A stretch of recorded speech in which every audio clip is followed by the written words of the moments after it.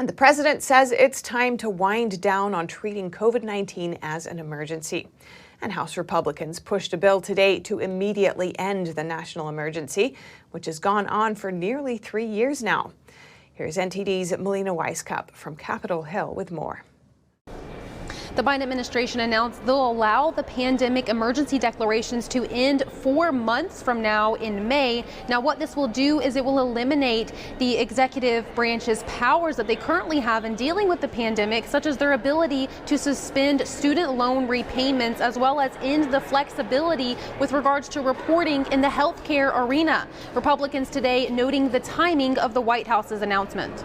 And we are moving the federal government away from its perpetual COVID state, giving healthcare workers more freedom and forcing career bureaucrats to start showing up for work again. By the way, I don't know if anyone noticed, but the White House is now responding directly to the House Republicans.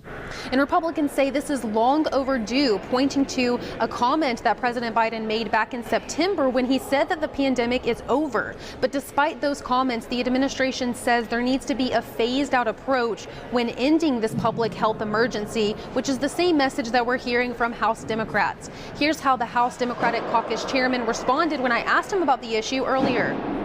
We understand that some proposals that they could be pushing could increase the cost of the vaccine. We want to make sure that testing is available through insurance programs. Those are the types of things that we're concerned about. It's about how this policy affects our community. And in addition to this bill that would end the public health emergency immediately, House Republicans also pushed a few other pandemic-related bills today. One would end telework for federal employees. The other would end vaccine mandates for healthcare workers. Now, what is interesting is that the Senate during last Congress did vote twice to end this public health emergency, and that did garner the support from 12 Democrats. We asked Senator John Thune, who is the Republican whip in the Senate, if it's worth another floor vote in the Senate during this Congress. Here's how he responded. I think most people have moved on. The pandemic, the worst of the pandemic's behind us, and it's time for our policies to reflect that. So whether that ends up translating into a vote here remains to be seen.